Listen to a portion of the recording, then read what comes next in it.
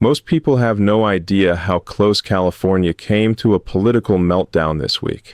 And honestly, if you weren't watching every second of what just unfolded, you'd think the headlines were exaggerating. But they're not. What happened to Gavin Newsom wasn't a stumble. It wasn't a bad press moment. It was a full-on collapse triggered by one move Trump made that nobody, absolutely nobody, expected. Imagine waking up thinking you're running the show, only to find out by lunchtime that someone just ripped the control right out of your hands. That's exactly what happened to Newsom. And the craziest part? It didn't happen during a debate or a campaign rally or a showdown on live TV. It happened quietly, strategically, and when the news broke, it hit Sacramento like a shockwave. Trump dropped a bombshell that didn't just expose a weak spot in Newsom's leadership. It blew the entire facade wide open. Suddenly, the governor who always looks polished, prepared, and in command was scrambling, stalling, and trying to explain a situation that made him look powerless. And here's where the story becomes impossible to ignore. While everyone else was reacting, Elon Musk stepped in with a single comment that didn't just magnify the damage, it confirmed what millions of frustrated Californians already suspected. This wasn't an accident. This wasn't a misunderstanding. This was a collapse waiting to happen. Now let's get into what actually happened, because once you see the sequence, you'll understand why so many people are saying this was the moment that broke Newsom's political momentum. It started with a policy announcement that Newsom thought would strengthen his national profile. Another attempt to position himself as the forward-thinking leader ready to step into the national spotlight, if needed. He expected applause. He expected praise. He expected the usual media cycle that paints him as the rising star of the Democratic Party. Instead, Trump delivered a statement that reframed the entire announcement before Newsom could even defend it. Trump's team had uncovered internal projections, numbers, reports, and economic estimates Newsom never wanted public. The kind of information that turns a triumphant policy victory into a ticking time bomb. When Trump released the details, he didn't shout. He didn't go theatrical. He didn't launch into a rant. He simply exposed what the policy would actually cost Californians. Within minutes, Newsom's press office was on defense, rushing to spin the data, accusing Trump of misrepresenting it. But the problem wasn't the interpretation. The problem was the numbers themselves. They were devastating. Newsom tried to regain control with a televised statement, but the damage was already done. Reporters began pressing him with questions he clearly didn't expect. He dodged. He pivoted. He deflected toward national politics. And each dodge made him look weaker. Because the more he avoided answering, the more obvious it became that he didn't have a strong defense. Meanwhile, social media exploded with frustration from Californians who had been feeling the economic pressure firsthand. High taxes, soaring energy bills, housing prices that make homeownership a fantasy. People were looking at Trump's numbers, then looking at their own monthly bills, and realizing the story lined up perfectly. This is where Newsom's collapse went from political to personal. People weren't reacting as voters, they were reacting as taxpayers. And while Newsom was still trying to pivot away from Trump's data release, Elon Musk stepped in with a breakdown of the numbers in plain English. He didn't attack Newsom. He didn't call him names. He didn't take a political shot. He just explained what the policy would mean for small businesses, middle-class families, and homeowners struggling under California's already extreme costs. His explanation cut through the noise like a knife, because Musk said what millions were thinking. How can this state keep raising costs when people are already leaving in record numbers? And that question, simple, honest, unavoidable, became the moment the narrative snapped. Newsom wasn't fighting Trump anymore. He was fighting public reality. He tried to hold a follow-up press conference. He shifted the blame to misinformation and right-wing narratives. But the questions he faced weren't coming from conservatives. They were coming from mainstream outlets, moderates, independents, even outlets normally friendly to him. The collapse wasn't ideological. It was credibility-based. The governor who once spoke with absolute certainty suddenly sounded cautious. The man who always projected control seemed rattled. And the more he tried to regain his footing, the more obvious it became that Trump's original bombshell hit exactly where Newsom was most vulnerable. For years, Newsom's biggest political advantage has been perception. He looks polished. He sounds confident. He presents himself as the future of the Democratic Party. But perception only works until reality intrudes. Trump didn't intrude with insults. He intruded with numbers. Numbers Newsom couldn't outrun, couldn't bury, and couldn't spin. And Musk didn't intrude with ideology. He intruded with logic, and Californians listened. That's what made this collapse so brutal. It wasn't caused by opponents shouting louder. It was caused by opponents being right. As the fallout spread, something else began happening quietly. State lawmakers who normally align with Newsom started holding back their public support. They didn't criticize him, but they didn't defend him either. In politics, silence is louder than opposition. When your own allies hesitate to acknowledge you, it means they see the damage and don't want to get pulled into it. And that's exactly where Newsom found himself, isolated at the very moment he needed unity. Trump's bombshell cracked his narrative. Musk's explanation widened the crack. Public reaction ripped it open. By the end of the day, Newsom wasn't leading the conversation. He was chasing it. Commentators started asking whether this moment marked the end of his quiet shadow campaign for national relevance. Pollsters started studying whether California's discontent could spill into the national stage. And voters started questioning whether Newsom had been hiding the truth under layers of polished speeches all along. The story didn't fade after a few hours. It grew. It intensified. It turned into a referendum on trust. And for a politician like Newsom, trust is the entire foundation. Once it cracks, everything above it begins to shake. This week, the shaking began. By the next morning, the political aftershocks were impossible to ignore. What began as a policy stumble had become a full-scale crisis for Newsom, and the people around him understood it long before he did. His team wasn't dealing with a messaging problem. They were dealing with a credibility collapse, and that kind of damage doesn't fix itself overnight. As the news cycle accelerated, reporters weren't asking whether Trump exaggerated the numbers. They were asking why Newsom hadn't been transparent about them in the first place. That's when you know momentum has flipped. When the story shifts from, "Is this true?" to "Why did you hide it?" the conversation becomes a trap with no clean exit. Newsom tried to respond with a controlled statement in Sacramento, but even through the polished delivery, you could see the strain. His phrasing became careful. His tone became defensive. He leaned on generalities instead of specifics, the exact opposite of what the moment demanded. And the public felt that shift immediately. People don't need to be economists to sense when a politician is dodging. They don't need charts or data models. They just need to watch body language. And Newsom said everything. He was shaken. Meanwhile, the pressure from Trump wasn't letting up. The former president didn't escalate with insults or threats. He simply pointed to the silence, the hesitation, the evasive phrasing, and he let it speak for itself. That's where Trump's strategy becomes unpredictable. He knows how to turn restraint into a weapon. The less he said, the more people questioned Newsom's version of events. It was a rare moment where Trump didn't need to dominate the conversation. He just needed to highlight the parts Newsom couldn't defend. Then Musk delivered another hit. Not loud, not mocking, but deeply consequential. He posted a thread laying out California's outmigration numbers, tax structure, energy rates, and cost of living spikes, and tied them directly to the projected consequences of Newsom's policy. For Californians, this wasn't theoretical. It was personal. It matched their lived experience.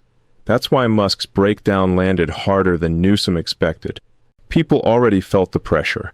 Musk just gave it language. You could practically watch the reaction unfold in real time. Business owners quoted the thread. Independent voters retweeted the analysis. Even some Democrats responded with frustration rather than defense. Because this wasn't just about Newsom anymore. It was about the pattern: rising costs, rising regulations, rising pressure.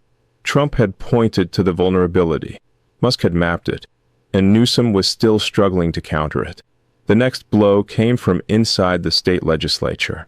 A handful of lawmakers, ones usually aligned with Newsom, began quietly distancing themselves from the policy at the center of the controversy. They didn't criticize him directly. Politicians almost never do that unless they're ready for war. Instead, they used coded language like, "We need to revisit this," or "the economic impact needs more evaluation." Translated into political English, you're on your own. When allies shift from defending you to protecting themselves, you're in real trouble. That's when Newsom's collapse went from narrative to political reality. Behind closed doors, advisors urged him to walk back parts of the policy. Another group told him to double down. A third faction begged him to change the subject entirely. He did none of the above convincingly. He tried to pivot to national issues: climate, democracy, technology, anything broad enough to overshadow the controversy. But every pivot felt transparent. The press wasn't buying it. The public wasn't buying it. Even late-night hosts took swings at him. That's when you know the wound is deep. Comedy only hits when there's truth behind it. And the truth was simple. Newsom didn't just lose control of the story. He lost control of the perception that he had control. This is what political collapse looks like. Not a scandal, not a resignation, but a slow teardown of confidence. Confidence is a currency, and Newsom was burning through it fast. Meanwhile, Trump doubled down with a follow-up question that added even more pressure. If this policy is so good, why were the economic projections hidden until now? This wasn't rhetoric. It was strategy. He was pushing Newsom into a corner where every answer exposed another vulnerability. If Newsom said the projections weren't final, he looked unprepared. If he said they were final, he looked dishonest for not releasing them. If he blamed staff, he looked incompetent. If he blamed Republicans, he looked desperate. Every pathway put him in a worse position than where he started. And Musk's voice continued echoing through the conversation. His post spread faster than any press release Newsom crafted. Not because Musk is immune to criticism, but because his message aligned with what Californians were feeling in real time. People aren't fleeing California for fun. They're fleeing because living there feels like a financial chokehold. Newsom's policy made that chokehold feel even tighter. That's why the collapse stuck. It wasn't just political. It was emotional. People felt it in their wallets before they read it in the headlines. By midweek, even national Democrats began subtly shifting their tone. Some praised Newsom's vision, while quietly avoiding mention of the cost. Others pivoted entirely to safer topics. The silence from party leadership was the loudest signal of all. They didn't want to be tied to a sinking moment. And Newsom, for the first time in a long time, looked isolated.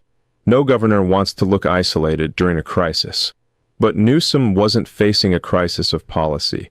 He was facing a crisis of trust. Trump exposed the data, must explain the data, and Californians connected the data to their lived reality. That sequence is deadly because it bypasses party loyalty and goes straight to personal experience.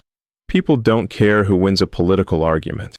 They care why groceries cost more, why electricity keeps spiking, why taxes keep rising, why families they know are packing U-Hauls and leaving. And suddenly, Newsom didn't have an answer that matched the facts. That's the real collapse. Not the press conference, not the scrambling, not the spin. The collapse happened the moment people realized he didn't have control, he just had a presentation. And presentations crumble the second reality breaks through. By the time the week hit its midpoint, the political mood surrounding Newsom wasn't just tense, it was unstable. Every hour brought a new ripple, a new reaction, a new sign that the foundations he normally stands on were cracking faster than he could patch them. Because once the public began questioning his credibility, the conversation stopped being about politics and became about trust. And trust, once shaken, doesn't return easily. Newsom's team tried to shift the narrative by pumping out talking points about disinformation campaigns and misinterpreted numbers, but the public wasn't buying it. Not this time. People weren't reacting to rumors. They were reacting to the cold reality of their rising bills, shrinking savings, and the feeling that the state's leadership wasn't being straight with them. And that's why Trump's bombshell hurt so deeply. It matched what people were living. That's something no press release can counter. Meanwhile, Musk's involvement didn't fade. It escalated. Not in tone, but in impact. Every time Newsom tried to pivot, Musk would post another set of metrics, another data point, another real-world example of why the policy Newsom pushed was fundamentally unsustainable. He wasn't arguing emotionally. He wasn't arguing politically. He was arguing mathematically.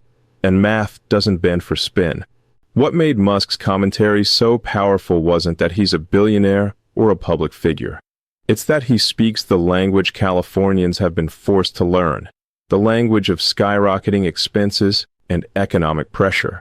People recognize truth when it matches their bank account. Newsom, on the other hand, kept talking like everything was hypothetical. His arguments felt detached, bureaucratic, insulated from the lived reality of the people he governs. That disconnect amplified every mistake he made. During an interview meant to calm the situation, he delivered a line that instantly backfired. "We're making long-term investments for a sustainable future."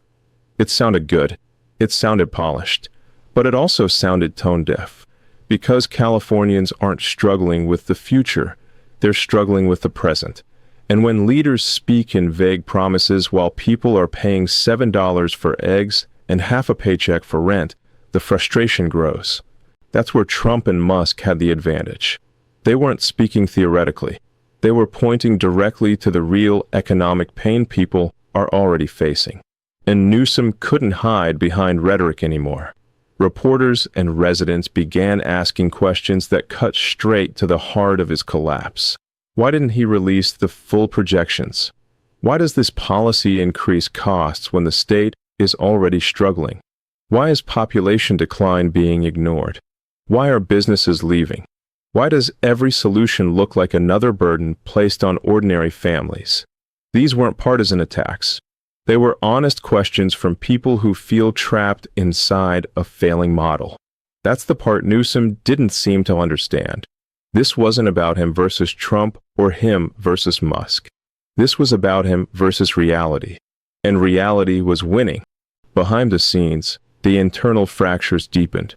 Advisors clashed over strategy. Some urged transparency. Others pushed for silence. A few insisted that doubling down was the only route forward. But doubling down only works if people still trust you.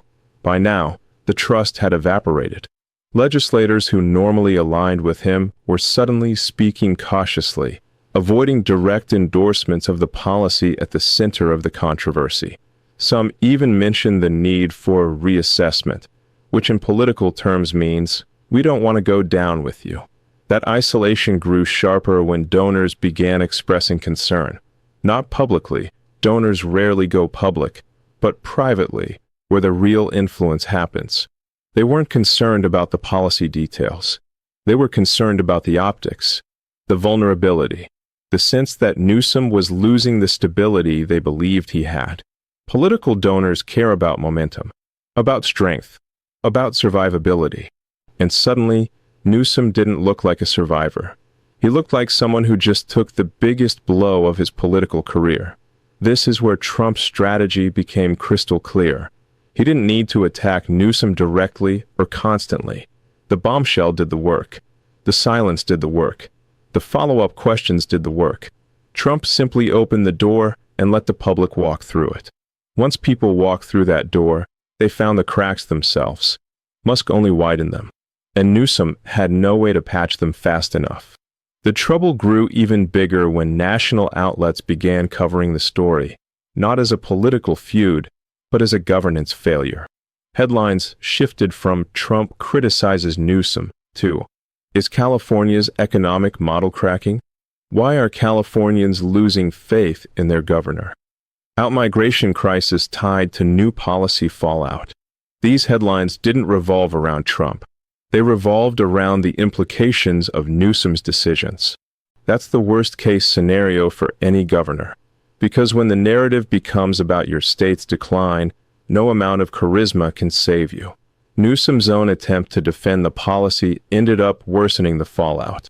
He tried to claim California was leading the nation in innovation, but the data Musk posted told a different story.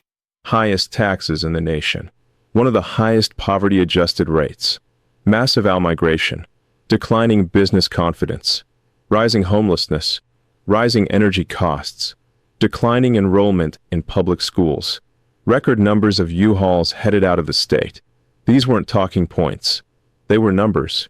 Numbers that spoke louder than any speech Newsom could deliver. At this point, the collapse wasn't a story, it was a pattern of decisions catching up, a pattern of people losing patience, a pattern of rhetoric failing to cover reality. Behind the scenes, national Democratic strategists began quietly acknowledging what many had already suspected. Newsom's long-rumored push for national influence had just taken a devastating hit. Not because of Trump alone, not because of Musk alone, but because both men exposed the same weak spot from two different angles. Trump exposed the politics. Musk exposed the economics. And between the two, Newsom had nowhere to stand. His speeches no longer sounded confident. His tone no longer sounded in control. His answers no longer sounded believable. That's when a politician is in true danger, not when they're attacked, but when people stop believing their responses. As the week closed, Newsom tried one last time to regain footing by framing the controversy as a momentary distraction. But it didn't work. The public wasn't distracted. They were focused, more focused than ever. They'd seen behind the curtain. And once people see behind the curtain, the show never feels the same again. By the end of the week, one thing was undeniable. Newsom wasn't navigating a normal political setback. He was facing a moment that revealed the limits of his influence, the fragility of his narrative, and the reality that even the most polished leaders can unravel when the truth hits harder than the talking points. This wasn't just humiliation, it was exposure. Every governor deals with criticism. Every politician faces tough questions. But what made this collapse different was how completely it stripped away the sense of control Newsom has always projected. The man who usually stands tall behind podiums, speaking with certainty and moral authority, now looked like someone trying to gather pieces that didn't fit together anymore. Because once the economic truth spilled into the open, there was no speech strong enough to cover it. The public wasn't listening to his tone anymore. They were watching his reactions. And those reactions told a story he never intended to tell. He rushed. He hesitated. He contradicted himself. He danced around numbers he once touted proudly. And each misstep magnified the sense that he wasn't being transparent. Meanwhile, Trump didn't need to escalate anything. He didn't need to hammer the point. The damage was already spreading on its own. His bombshell had triggered a chain reaction that no one, not even Newsom, could stop. That's the part that truly shook the political world. Trump didn't beat Newsom by overpowering him. He beat him by revealing where the power never existed in the first place. And Musk, in his own way, delivered the final confirmation. His posts, his breakdowns, his calm dismantling of the state's economic instability, these became the blueprint people used to understand the collapse. He wasn't shouting, he was explaining. And explanation is far more devastating than accusation when the facts are undeniable. Every time Newsom tried to frame the conversation as exaggerated, Musk would post another chart. Every time he tried to claim California was thriving, Musk would show where it wasn't. Every time he tried to pivot to national politics, Musk would bring the focus back to the lived reality of Californians. It wasn't personal. It was factual, and that made it impossible to dismiss. Inside the state capitol, the reaction was even worse than the public realized. Lawmakers who typically follow Newsom's lead were suddenly creating distance, refusing to speak on the record, and privately discussing the long-term damage. Some advisors began whispering that Newsom had walked into this unprepared. Others admitted he should have released the numbers from the start. A few even wondered whether this would weaken him nationally for years to come. The cracks weren't small. They were structural. Because when a leader loses narrative control, they don't just lose a moment. They lose the aura that makes people follow them. And Newsom's aura took a hit that could take months or years to rebuild. The collapse reached a new level when everyday Californians began recording videos reacting to the fallout. People who normally stay out of political drama, teachers, trades workers, small business owners, started sharing their stories, comparing their bills to the projections Trump released, and realizing the numbers were not exaggerated. This wasn't a partisan reaction. It was a lived experience reaction. That's when Newsom's political footing truly gave way. Not because Trump or Musk said something dramatic, but because the public connected the dots themselves. You can fight an opponent. You can fight a narrative. But you cannot fight people's real lives. And that's where Newsom hit the wall. When he finally addressed the controversy again at the end of the week, the energy was different. He wasn't speaking like someone steering the ship. He was speaking like someone trying to prevent a leak from becoming a flood. His tone was measured but tense. His phrases were safe but hollow. His confidence felt rebuilt, not natural. It didn't convince the public. It didn't convince analysts. And, most importantly, it didn't convince his own allies. Because everyone could see it. This wasn't the same governor who used to command rooms. This was someone who had been knocked off balance. And the political world is brutal with leaders who show imbalance. While Newsom scrambled to regain control, Trump simply stepped back and let the narrative deepen. He didn't need to push. The story was pushing itself. And Musk? He continued posting calmly, adding data point after data point until the controversy stopped feeling like an accusation and began feeling like a diagnosis. It's one thing to be criticized. It's another to be exposed. That's what made this collapse irreversible. Not because Newsom can't recover politically. He can.